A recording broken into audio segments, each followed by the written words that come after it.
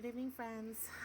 Today is actually Wednesday, July the 22nd, and the time is about 5:23 p.m. It's quite cloudy outside. We're expecting some rain today, but I'm actually doing a I Drive Safely course in the state of New York. My my due course expiration is actually this Sunday, so I'm actually trying to finish it off. And in order to actually refresh, how to drive safely on the road, and also to get special discounts for my car insurance, I came upon this part of the course that talks about alcohol impaired driving, and the Lord has laid upon my heart to just really share and see the effect of being intoxicated while operating. So let's just check this out. I don't know how to say it. I think I'm going to say it the way I have it in my head right now, is that why bother to start something when eventually you have to stop? All right, well, let's look at this, watch this together then. In the U.S. alone, someone is killed every 54 minutes by a drunk driver. In the last 10 years, nearly 20,000 of those killed were under the age of 21.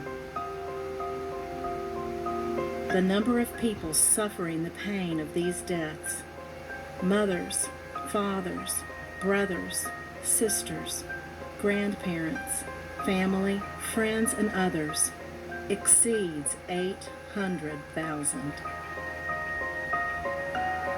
Here is one of those stories.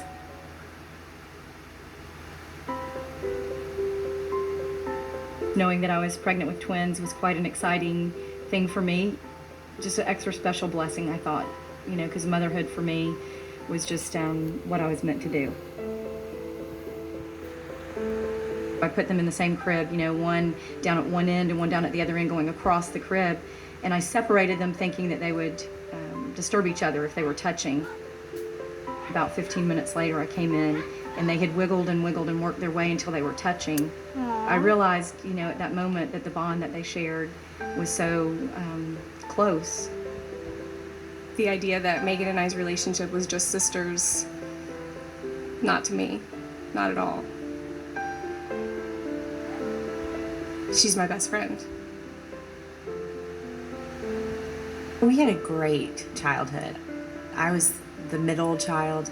We were close in age, so I think that kept us close, to each other as we grew up. Every day, the whole family would pack up and go to the beach.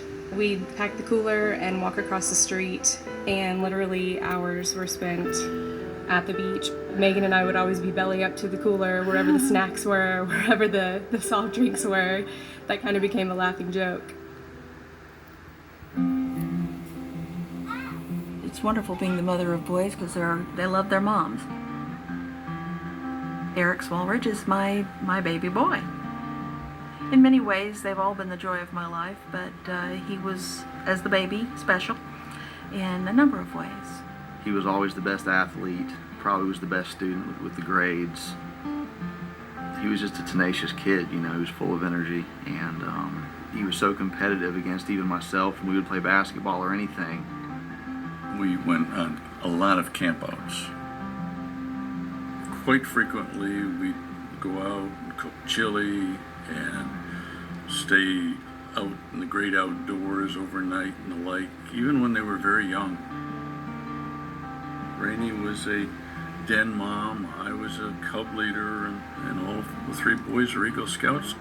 Some of my fondest memories of him, honestly, were kind of living vicariously through him and his athletic prowess, if you wish. But he was a 4-year letterman for the soccer team at Leon High School. I used to travel with the team on the bus and support Eric, and he was a goalkeeper, and that was really cool getting to watch him. In high school, Megan and I, and Michelle as well, we were involved with the football team as the football managers. We thought we were so cool getting, to be close with all the football players. And then we would travel with them to the game. Megan and I were always closer with the guys. We kind of had a guy crowd and not a girl crowd. So I think that that might have influenced our ability to hang with the group in college. We imbibed. We did. We partied. We drank. Somehow, some way, someone would be able to get a bottle, of whatever kind of rum or whatever you wanted, and had the most awful mixers together. We had no clue what we were doing. Eric got caught up in that, just like a lot of kids did, just like I did. And, with him being so popular in high school, he quickly made friends in college, and it spilled over into the whole fraternity thing and rushing, and he did, drink and drive. I think that there were times Megan and I might have made a better choice by not driving each other. Kind of the thing where you look at each other and say, okay, you had one less than me, so you'll be okay to drive me home. And not only between Megan and I, that wasn't the conversation, but between our friends as well. And it did get to the point where we had to really step back and say, okay, you really had one less drink. You'll be okay to drive. Here's the keys. Get us home.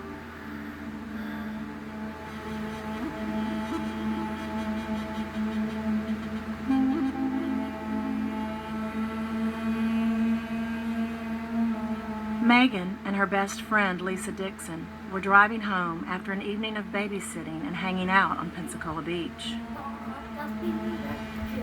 Eric was also heading home from an evening at the beach.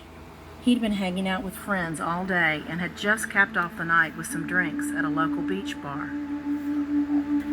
At 2:30 a.m., Eric was at the intersection of Fairpoint Drive and Highway 98, about a 5-minute drive from the bar, waiting for the light to turn. His truck was having battery problems, so he revved the engine to keep it from stalling.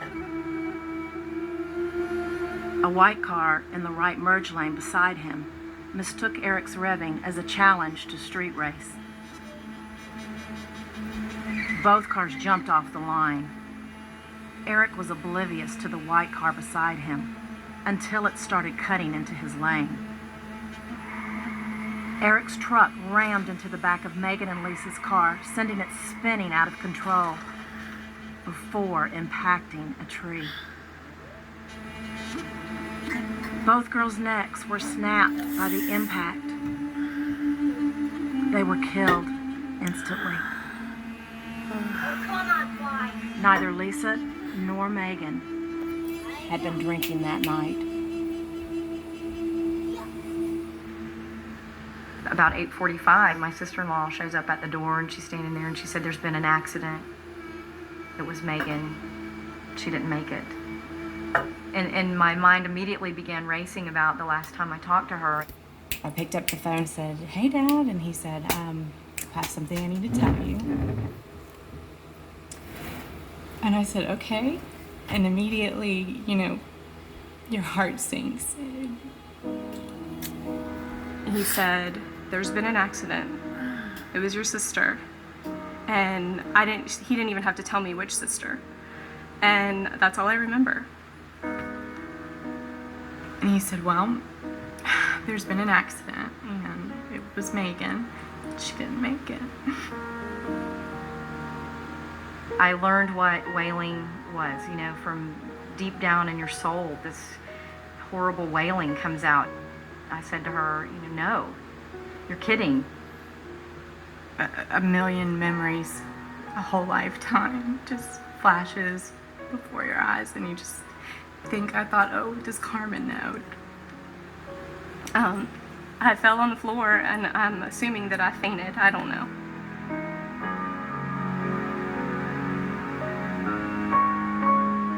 I woke up in the back seat of my truck, and it was in the middle of the road, and I had no idea what had happened. I pulled the door handle and pushed the door, and that's when the glass falls out of the door. And I didn't realize until later that I was actually getting out of the back passenger side door of my truck. The officers they took me to the ambulance, and they told me they were going to take my blood, and I asked them why. Why do you want a blood sample from me? What's really going on here? And they said, well, that's what we're trying to find out with you. And I said, well, a car cut me off, and I tried to avoid an accident, and my truck rolled, and that's the best I can tell you. And they said, Don't act like you don't know there's 2 girls dead in that car over there. When they said those words, everything in my life started to kind of flash before my eyes. My own life started to flash before my eyes, and I'm thinking, how could this be? How could my life have come to this? It's like you're all of a sudden waking up in a nightmare, and you want it to be over with. You just see all your hopes and your dreams. You see how proud people were of you and how disappointed they're going to be in you now. And then you start thinking about, well, what about these other people that I don't even know?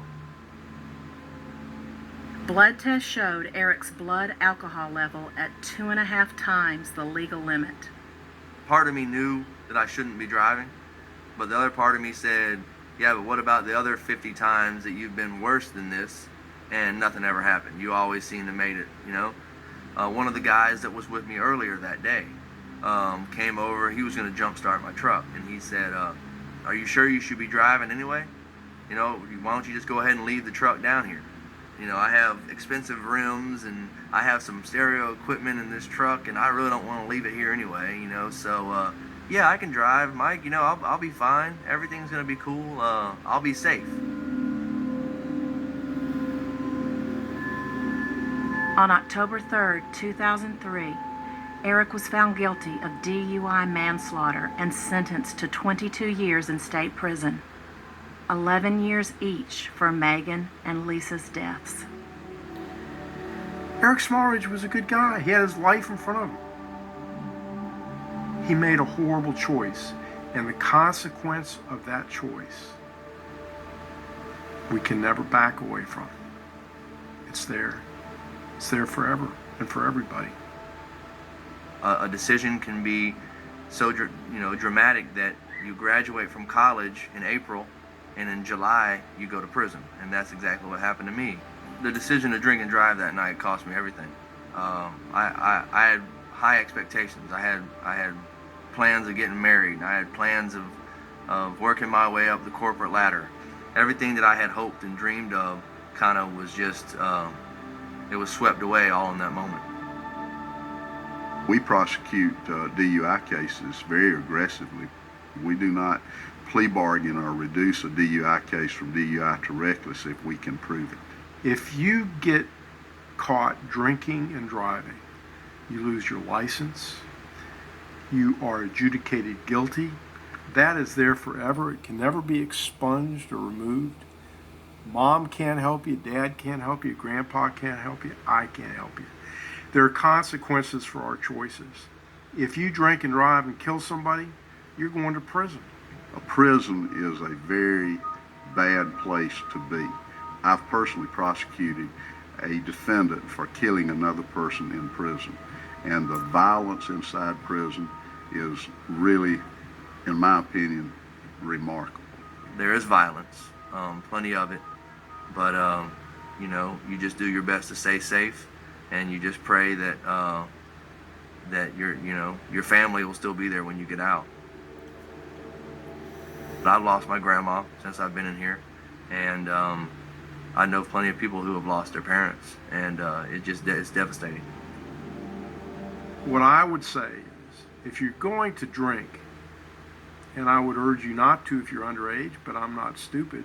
I know sometimes you're going to do it. If you make that first bad choice, don't make the second one.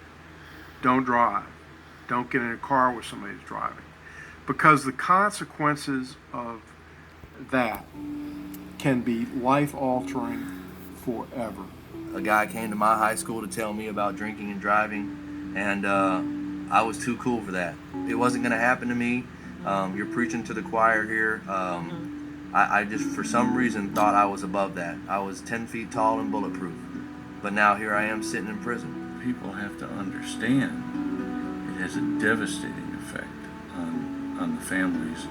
And the remorse that the survivor and the parents of the survivor have for those who were less fortunate and who perished is ongoing. It does not go away. If you make the decision to drink and drive, you are risking so many other lives other than your own. there are family members that you are hurting and bringing into this horrible tragedy. There are so many other people affected by that one decision that you've made. And as Eric Smallridge would tell you, it's a very, very selfish decision to make.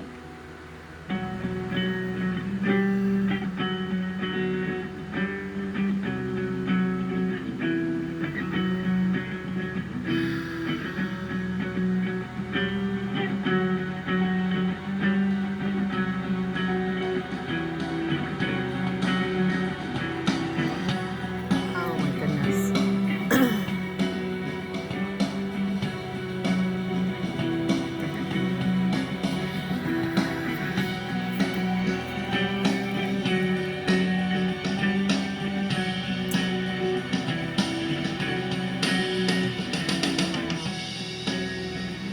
It's such an eye-opening, really.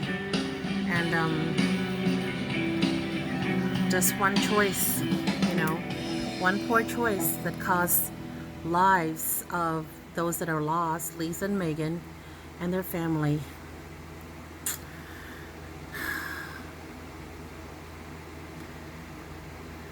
Make good choices, please.